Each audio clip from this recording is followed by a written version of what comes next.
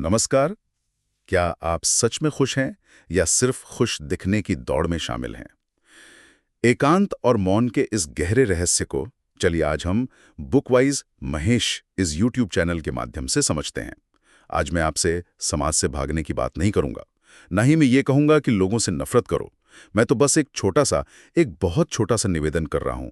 अपने पास लौट आओ, क्योंकि जो इंसान हर पल, हर घड़ी दूसरों के बीच खोया रहता है, वो धीरे धीरे खुद से इतना दूर हो जाता है कि एक दिन उसे अपनी ही आवाज अजनबी लगने लगती है। और जो खुद से ही अजनबी हो गया, वो जीवन में आगे कैसे बढ़ेगा? इसलिए मेरा पहला सूत्र है, अकेले रहो। लेकिन ठहरिए, इस वाक्य को गलत समझने की भूल मत करना। अकेले रहने का अर्थ अकेलापन नहीं है। अकेलापन वो एक घाव है, एक कमी है, एक भीतर का खालीपन है जो दूसरों की मौजूदगी से भरने की कोशिश करता है। जबकि एकांत एकांत एक भरा हुआ पात्र है, एक पूर्णता है, एक ऐसी समृद्धि है जहां तुम अपने साथ इतने सहज हो जाते हो कि किसी और की जरूरत ही नहीं रहती। अकेलापन एक सजा है, एकांत एक उत्सव। पर यह समाज तुम्हें एकांत में जाने नहीं देगा। देखिए, भीड़ का मनोविज्ञान समझो। भीड़ तुम्हें अकेलेपन से डराती है, क्योंकि जो व्यक्ति अकेला रहना सीख लेता है, वो भीड़ का गुलाम नहीं रहता, वो स्वतंत्र हो जाता है। और भीड़ को अनुयायी चाहिए, स्वतंत्र व्यक्ति नहीं। इसलिए भीड़ चाहती है कि तुम हमेशा बोलते रहो, अपनी राय देते रहो, खुद को साबित करते रहो। क्योंकि जो लगातार बोलता है, वो अपने भीतर झांक नहीं पाता, और जो अपने भीतर नहीं देखता, वो कभी जाग नहीं पाता। वो हमेशा हमेशा भीड़ का हिस्सा बना रहता है। और यहीं से मेरा दूसरा सूत्र जन्म लेता है, कम बोलो। इसका अर्थ ये नहीं कि तुम गूंगे हो जाओ, नहीं। इसका अर्थ है, जरूरत से ज्यादा मत बोलो। जब तुम बहुत ज्यादा बोलते हो, तो तुम्हारे शब्द तुम्हें चलाने लगते हैं, तुम शब्दों के नौकर बन जाते हो। लेकिन जब तुम कम बोलते हो, तो तुम शब्दों के मालिक रहते हो। हर शब्द तराजू पर तुलकर बाहर आता है। जरा गौर से अपने आसपास देखो। जिस इंसान को हर बात पर कुछ कहना है, जिसे हर चर्चा में कूदना है, वो असल में भीतर से बहुत अशांत और असुरक्षित है। वो अपने शब्दों के शोर से अपने भीतर की बेचैनी को दबाने की कोशिश कर रहा है। इसके विपरीत एक शांत और ठहरा हुआ आदमी, वो अपनी उपस्थिति से बोलता है। उसके मौन में भी एक वजन होता है। अशांत आदमी अपने शब्दों से सिर्फ शोर करता है।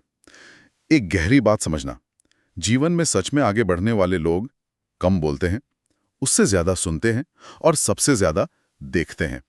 देखना सर्वोच्च क्रिया है, क्योंकि देखने में कोई अहंकार नहीं होता। जब तुम बोलते हो, तो मैं केंद्र में आ जाता है। जब तुम सुनते हो, तो दूसरा केंद्र में आता है। लेकिन जब तुम सिर्फ देखते हो, तो सत्य जैसा है वैसा ही केंद्र में होता है। देखना साक्षी होना है। एक नौजवान था, बातों का धनी। हर सभा में, हर बातचीत में बस उसी की आवाज गूंजती थी। उसे लगता था कि वो बहुत ज्ञानी है। एक दिन हताश होकर वो एक गुरु के पास पहुंचा और बोला, गुरुवर, मैं अपनी पूरी ऊर्जा लगा रहा हूं, पर जीवन में आगे क्यों नहीं बढ़ पा रहा? गुरु मुस्कुराए और बोले, क्योंकि तुम्हारी सारी ऊर्जा बाहर की ओर बह रही है। तुम एक ऐसे बर्तन की तरह हो जिसमें 100 छेद हैं। गुरु ने उसे 1 सप्ताह के लिए पूर्ण मौन का आदेश दिया। पहला दिन उस युवक के लिए नर्क जैसा था। वो बेचैनी से छटपटाता रहा। दूसरे दिन उसने पहली बार अपने आसपास की ध्वनियों को सुना, पक्षियों का चहकना, हवा का चलना। तीसरे दिन उसने अपने भीतर उठते विचारों के शोर को सुना। चौथे दिन विचार शांत होने लगे। 7वें दिन जब उसने मौन तोड़ा, तो उसकी आंखों में आंसू थे। उसने कहा, गुरुदेव, मैं तो पूरी तरह बदल गया हूं। गुरु ने फिर मुस्कुरा कर कहा, नहीं पुत्र, तुम बदले नहीं हो। तुम पहली बार खुद से मिले हो। इसलिए अकेले रहो ताकि तुम अपने भीतर गहरे उतर सको। कम बोलो ताकि तुम अपने भीतर की उस आवाज को सुन सको जिसे दुनिया का शोर दबा देता है। और जब वो भीतरी आवाज सुनाई देने लगे, तब जीवन में आगे बढ़ना कोई संघर्ष नहीं रह जाता, कोई दौड़ नहीं रह जाती। तब तुम किसी की नकल नहीं करते। तब तुम अपने स्वभाव के फूल की तरह खिलते हो। अब हम उस मोड़ पर आ पहुंचे हैं जहां से ज्यादातर लोग डरकर वापस लौट जाते हैं। उस मोड़ का नाम है डर। तुम कहते हो, मुझे अकेले रहना पसंद नहीं, पर यह पूरा सच नहीं है। सच तो यह है कि तुम्हें अपने साथ रहना पसंद नहीं है। कोई भी इंसान अकेलेपन से नहीं डरता। डर तो अपने ही भीतर उठती अनसुनी आवाजों से लगता है, उन दबे हुए एहसासों से लगता है जिनसे तुम हमेशा भागते रहे हो। जब तुम अकेले होते हो, तो भागने की कोई जगह नहीं बचती। ना दोस्त, ना महफिल, ना मोबाइल, ना कोई काम। तब तुम सीधे सीधे अपने सामने खड़े होते हो और तुम्हारा मन इसी क्षण से सबसे ज्यादा घबराता है। मन का पूरा अस्तित्व ही भागने पर टिका है। वो या तो भविष्य की योजनाओं में भागता है या अतीत की यादों में। वो कभी खुद के साथ वर्तमान में नहीं ठहरता। अकेलापन मन के लिए मौत जैसा है। इसीलिए मन अकेलेपन को एक भूत की तरह डरावना बनाकर पेश करता है। वो तुम्हारे कान में फुसफुसाता है, तुम उदास हो जाओगे, तुम पागल हो जाओगे, ये बहुत भयानक है। ये सब मन का रचा हुआ झूठ है, ताकि तुम कभी अपने केंद्र में ना ठहर सको। एक छोटा बच्चा था जो पहली बार अपने कमरे में अकेला सोया। आधी रात को वो डर के मारे चीखने लगा। माँ दौड़ कर आई, बत्ती जलाई और बोली, देखो बेटा, कमरे में कुछ भी नहीं है। पर बच्चे का डर कम नहीं हुआ। फिर माँ उसके पास बैठ गई और उसका हाथ पकड़कर बोली, मैं यहीं हूं तुम्हारे पास। बच्चे का डर पल भर में गायब हो गया और वो सो गया। क्या समझे? डर अंधेरे का नहीं था, डर अकेला होने का भी नहीं था, डर था साथ न होने का। जब तक तुम खुद अपने लिए वो साथ नहीं बन जाते, तब तक तुम दुनिया में किसी न किसी का हाथ खोजते रहोगे और डरते रहोगे। अकेलेपन को सीखा नहीं जाता, उसे स्वीकार किया जाता है। जैसे तुम सांस लेते हो, वैसे ही अकेलेपन को अपने जीवन का हिस्सा बनने दो। शुरुआत में बहुत असहजता होगी, मन बेचैन होकर पुराने रास्ते खोजेगा। लेकिन यदि तुम हिम्मत करके ठहरे रहे, बस देखते रहे जो भी भीतर घट रहा है, तो एक दिन तुम पाओगे कि अकेलापन रूपांतरित हो गया है। वो एकांत बन गया है। और एकांत दुनिया का सबसे बड़ा शिक्षक है। एकांत में ही तुम पहली बार ये देख पाते हो कि तुम अपने विचार नहीं हो, तुम तो उन विचारों को देखने वाले हो। अब हम शब्दों के बाजार से बाहर निकलकर मौन की ऊर्जा को समझते हैं। लोग सोचते हैं कि जो ज्यादा बोलता है वो ज्यादा आत्मविश्वासी है। ये एक बड़ा भ्रम है। अक्सर ज्यादा बोलना गहरी असुरक्षा का लक्षण होता है। लोग बोलते हैं क्योंकि वे सुने जाना चाहते हैं, वे खुद को महत्वपूर्ण महसूस करना चाहते हैं, वे खालीपन से डरते हैं। हर अनावश्यक शब्द तुम्हारी प्राण ऊर्जा को खर्च करता है। हर बार जब तुम बिना जरूरत के बोलते हो, शिकायत करते हो या बहस करते हो, तो तुम अपनी ऊर्जा को बाहर फेंक देते हो। इसीलिए दिन के अंत में ज्यादातर लोग शारीरिक रूप से थके हुए नहीं होते, वे मानसिक रूप से खाली हो चुके होते हैं। एक व्यक्ति अपने गुरु के पास जाकर रोज शिकायत करता, आज ऐसा हुआ, वैसा हुआ, मैं बहुत थक गया हूं। एक दिन गुरु ने कहा, तुमने आज कोई काम नहीं किया, फिर भी तुम थके हो, क्योंकि तुमने काम से खुद को नहीं थकाया, तुमने शब्दों से खुद को निचोड़ लिया है। मौन का अर्थ बोलना बंद करना नहीं है, वो तो दमन हो जाएगा। मौन का सच्चा अर्थ है अनावश्यक बोलने का छूट जाना। जब जरूरत हो तब बोलो, और जब बोलो तो तुम्हारे शब्द शांति से जन्मे, उनमें वजन हो। ऐसे शब्द शोर नहीं, संगीत बन जाते हैं। अब मैं तुम्हें उस स्रोत की ओर ले चलता हूं जहां से जीवन की असली ऊर्जा आती है। उस स्रोत का नाम है एकांत। वास्तविक ऊर्जा लोगों की तालियों से नहीं, अपने साथ होने से आती है। जब तुम लगातार भीड़ में रहते हो तो तुम्हारी ऊर्जा बाहर की ओर बहती है। एकांत उस बिखरी हुई ऊर्जा को वापस घर बुलाने की प्रक्रिया है। एक धनुर्धर के पास एक अद्भुत धनुष था। वो हमेशा उसे तान के रखता था ताकि वो हर समय तैयार रहे। एक दिन एक बूढ़े संत ने उसे देखा और कहा, जो धनुष हमेशा तना रहता है वो अपनी शक्ति खो देता है। धनुर्धर को बात समझ नहीं आई। संत ने कहा, इसे कुछ समय के लिए ढीला छोड़ दो। जब कुछ दिनों बाद धनुर्धर ने उसे फिर से खींचा तो तीर पहले से भी कहीं ज्यादा दूर जाकर गिरा। एकांत उस धनुष को ढीला छोड़ने जैसा है। जो इंसान 24 घंटे तना रहता है वो एक दिन टूट जाता है। जो एकांत में जाकर खुद को ढीला छोड़ना जानता है, वो जब कर्म में उतरता है तो उसकी ऊर्जा दुगनी होती है। जरा सोचिए, दुनिया की हर महान रचना, हर महान खोज एकांत और मौन की कोख से जन्मी है। कोई महान कविता भीड़ में नहीं लिखी गई, कोई महान संगीत शोर में पैदा नहीं हुआ।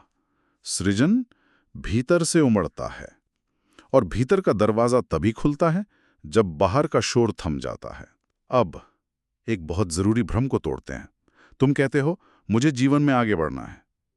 मैं तुमसे पूछता हूं, आगे बढ़ने का तुम्हारा मतलब क्या है?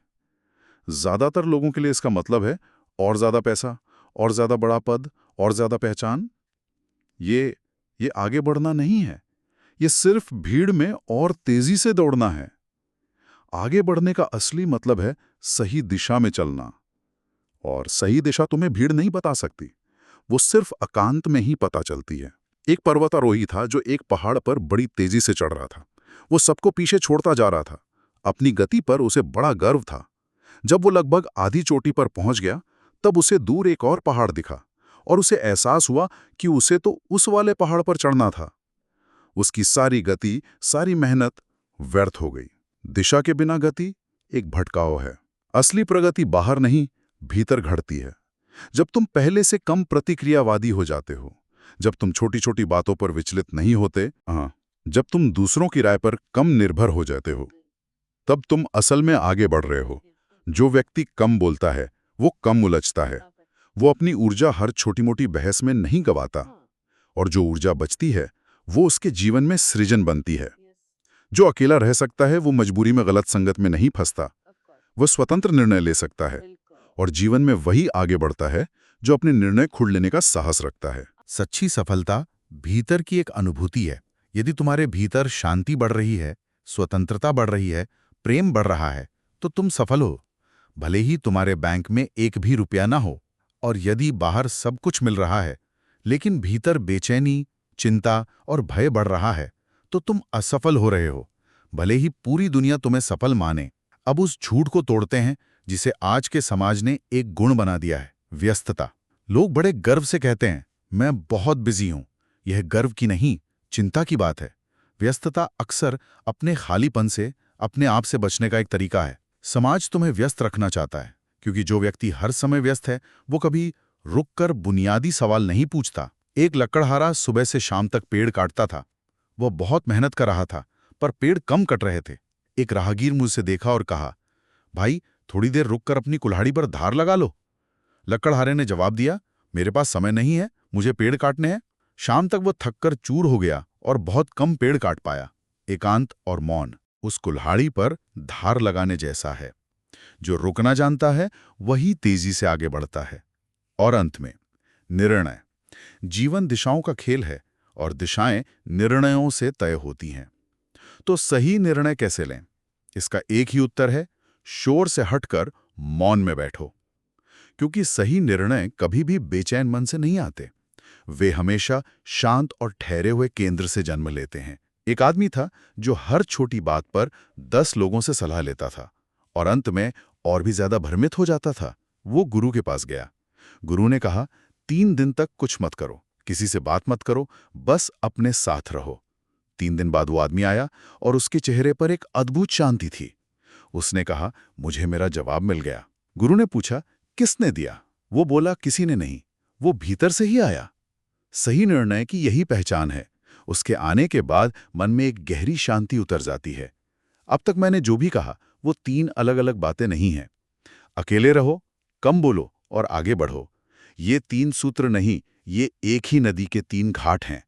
अकेले रहना आधार है, नींव है। जो अकेले नहीं रह सकता वो कभी स्वतंत्र नहीं हो सकता। कम बोलना उस नींव पर बनी सजगता की दीवार है। जो हर समय बोलता है वो खुद को सुन नहीं पाता, और जो खुद को नहीं सुनता उसे अपनी दिशा कैसे मिलेगी? और अंत में आगे बढ़ना। लेकिन अब तुम जानते हो, आगे बढ़ना सिर्फ गति नहीं है। आगे बढ़ना है अपने स्वभाव के प्रति सच्चा होना। एक अंतिम कहानी सुनो। एक यात्री एक दोराहे पर खड़ा था। एक रास्ता भीड़, शोर और तालियों से भरा था। दूसरा रास्ता खामोश, अनजाना और अकेला था। उसने पहले रास्ते पर कुछ कदम रखे। लोगों ने फूल बरसाए, तालियां बजाईं, पर हर कदम पर उसके भीतर एक बेचैनी बढ़ती गई। वो वापस लौटा और दूसरे रास्ते पर चल दिया। वहां कोई स्वागत करने वाला नहीं था, कोई देखने वाला नहीं था, पर हर कदम के साथ वो हल्का महसूस कर रहा था, जैसे कोई बोझ उतर रहा हो। रास्ता खत्म हुआ तो वहां कोई मंजिल नहीं थी, बस वो यात्री अकेला खड़ा मुस्कुरा रहा था। किसी ने पूछा, कहाँ पहुंचे? उसने कहा, कहीं नहीं, बस अपने पास पहुंच गया। यही अंतिम बोध है। जीवन में वास्तव में आगे वही बढ़ता है जो अकेले रह सकता है, कम बोल सकता है और बाहर की नहीं, भीतर की आवाज पर चल सकता है। भीड़ तुम्हें एक पहचान दे सकती है, पर मौन तुम्हें तुम्हारा स्व देता है। और स्वयं को पाए बिना कोई भी मंजिल, कोई भी सफलता सच्ची नहीं होती। याद रखना, जो बाहर भटकता है वो खो जाता है, और जो भीतर उतरता है वो पा लेता है। अगर ये विचार अच्छे लगे तो बुकवाइज महेश को सब्सक्राइब जरूर करें। धन्यवाद।